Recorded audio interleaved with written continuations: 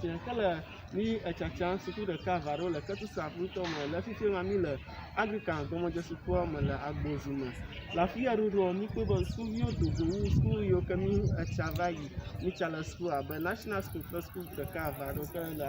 mi kpɔ be ne wònye be xɔ nusɔsrɔ̃ na dze gɔme le Anglican sukua me sukuviwo te ŋu nu sukuxɔ me ne me de ɖeke woade ŋu alo bla ave ɖe sukuxɔ me gake ne egbedasi ke ne me eke tome ne eɖewo veviete nye dzilawoe nye be dzo ɖe agba hafi suku gɔmedze ge ye wò be eɖewo mete ŋu do go gake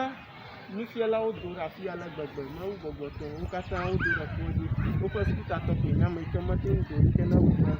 wobe ne wònye be sukutatɔ koe yewoate ŋu aƒo me nyadzɔdɔwɔƒe ɖe sia ɖe yi ke va yewoƒe kplɔ dzi gake sukutatɔ manɔnyia yewo mete ƒo gbedasi aɖeke be ne nyadzɔdɔwɔƒe va yewoaƒo ŋu ta yewo mete ŋu enu ƒoƒo go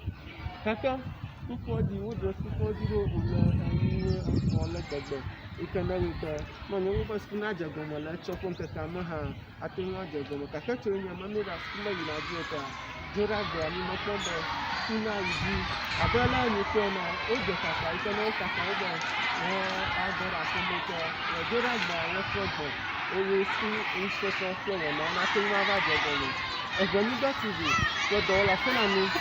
Aluku ye eƒe yina me dzo ɖe agbe hã mi gake va kpɔ le ke nusɔsrɔ̃ kple wɔnawo gɔmedzedze le sukuwo katã dzi le Ghana dzi ƒe vovovo vevite nye ke yiwo ke ne le Texas kple Amigã ŋutɔ le nye kpɔ le ke wɔnawo ƒe dzi yime ɖe ake na